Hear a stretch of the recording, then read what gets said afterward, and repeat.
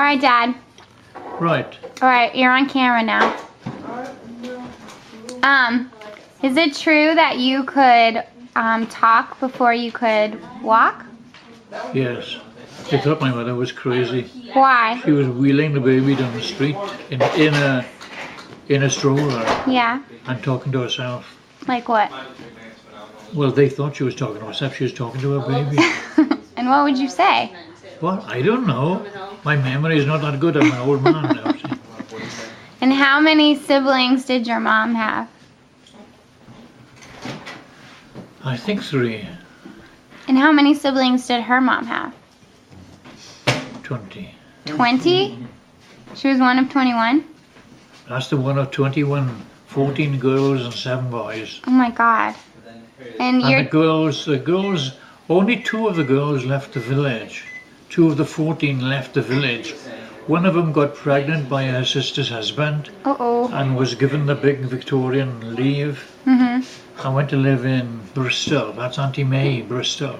Auntie May? Auntie May. And both of her children died of chemical abuse. Oh my God. And then the other lady then was married to Davy Morgan, and Davy Morgan had a business, so you know they have to go with his business, her business. And he settled down in the Rhondda, keeping a Welsh produce shop, which is like a dairy store, you know, ham and eggs and stuff like that. And later on in life, the family used to get together, the girls used to get together every Friday. My mother used to take me up. My mother started taking me up when I was 4. And I would sit on the little 3-legged stool by the fire and listen to all these stories that they told. And at that late time, what they wanted to know was when he would die and how much money he would leave. And so the person who became quite important in those days was Graham's wife. She was apparently very good at forecasting the future.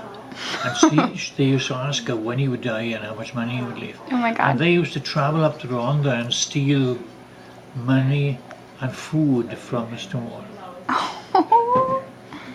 Well, they were terrible.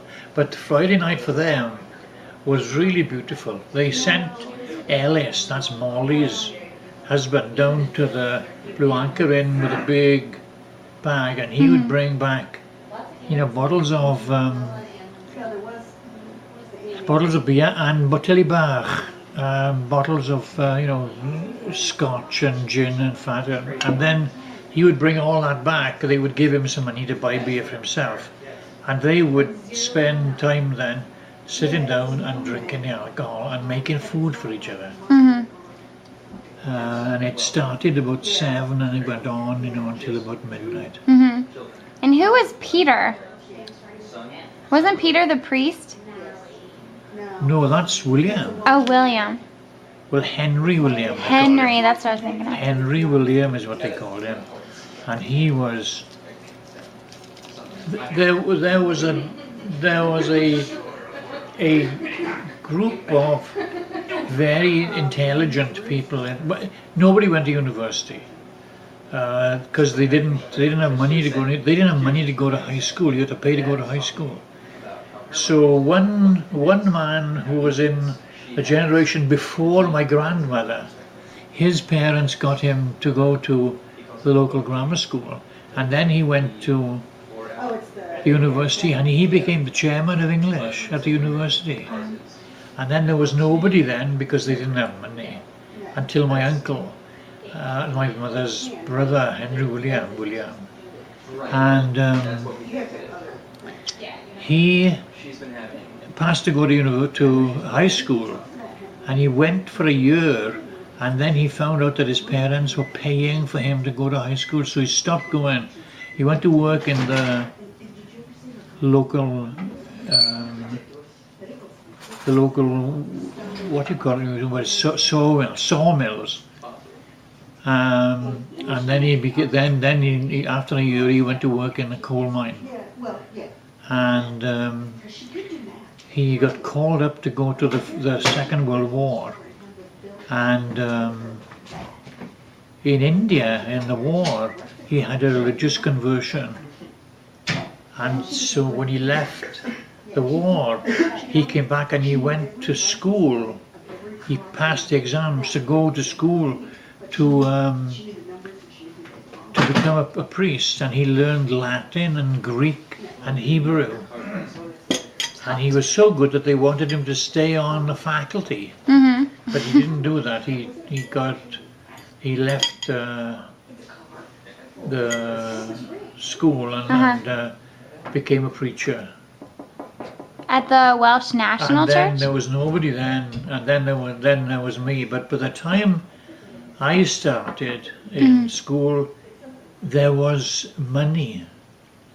The government made money available for you to go to high school. All you had to do was pass the exams. So my mother told me on one of these trips down the village that I should become a doctor because I would never be out of work, because her father was out of work for 10 years with 5 kids. Mhm. But didn't you decide to become a doctor after Hugh had his accident? No. Oh. No, she told me I was going to become a doctor when it was changing diaper time. It was really Oh. very early. So And when I'd did Hugh accept- have the accident? What? When did Hugh have the accident? He was about 6. Oh. And that, I mean, how that boy ever even survived. He was playing ball with a little dog, Raph. Mhm. And he threw the ball. Raph ran from outside the house down the thing into the street, and he ran down after Raph, and a truck carrying coal ran over him and smashed his head. And they didn't need a doctor. They had a doctor in the village, but he wasn't their doctor. So the doctor their doctor was from the next village, from Gowden, and he came down and he put him in the back of the car and drove him to the hospital in Morriston. And Morriston didn't have a neurosurgeon, but there was a neurosurgeon there from the medical school in Cardiff. He was a young neurosurgeon, and they sent him down there to get experience. And he did an 8-hour surgical job on Hugh. And he, saved the front side. He cut a graft from this tight part of your thigh here and put a graft in there. And he survived, and they were told, they didn't have any mirrors because the boy could see the hole in his head. You didn't have any mirrors in your house? No. For how long? I don't know, but I mean, certainly for years until that healed up. Wow. And they said, of course, he wouldn't make anything. He would be retarded. And you met my brother. He's not retarded. He was lucky. See, he just it really took away the front part of his brain, and that has to do not so much with intelligence, but with it's called a frontal lobe syndrome. If you lose it, you don't have any ambition. And so he didn't really have any ambition. He didn't want to go to university or anything because he was really quite smart. Actually, he wasn't retarded. And so he recovered and did very, very nicely. But he couldn't smell either, right? Oh, couldn't smell. Is that... And he came home one day and made lunch for himself, and then fell asleep on the sofa. And when he woke up, he could see the fire coming out of the kitchen, under the kitchen door. So he put the fire out in the kitchen, and they had to buy a new kitchen.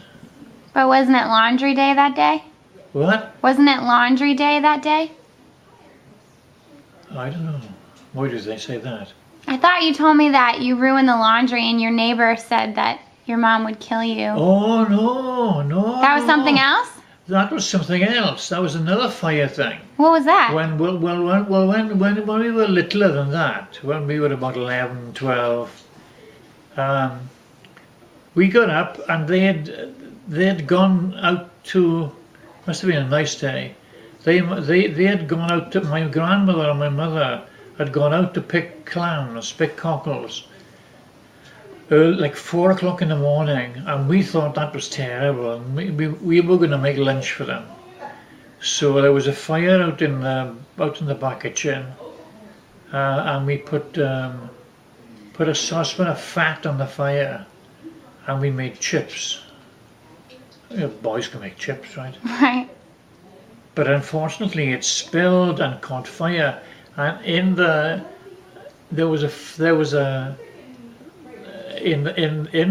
kitchen were all my mother's washing that she'd done over the weekend. You know, whitewashing clothes and things like that. Beautiful tablecloths and stuff. So we called the woman next door to help us, Lucy Hayes. Lucy was lovely, but she was pretty awful. And she helped us, you know, take the thing off the fire and enclose it, and it eventually went out. And she looked at the stuff, this beautiful washing on the line with gouts of soot in it like that. And she said, "Well, boys, you've survived, but when your mother comes home, she's going to kill one of you." My mother came home and she saw all this mess, and she said, "Well, as long as nobody's hurt." That was her favourite kind of way of dealing with something. Mhm. As long as nobody's hurt. When Irene Jones, our cousin, my granny was a Jones before she became a Davis. Mhm. Her mother was Annie Jones. That's one Annie. That's my great grandmother. Was she Cockle Annie? Her father was Cockle Jack, Oh. and And he was called Cockle Jack because he picked cockles? well, he had a lot of girls. Maybe a lot of the girls picked cockles. Okay. So Irene heard the horse coming up the street, you know,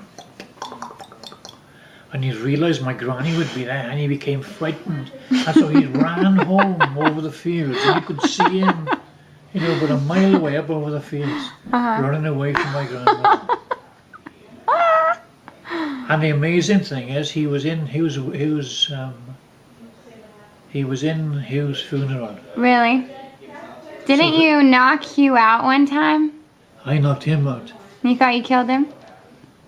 Well, you know, I mean, he was supposed to die. You know, he was supposed to be very delicate, and we were arguing in the front room, and so I hit him on the jaw and knocked him out. And my mother going, and she said, "What have you done? You know, what have you done?"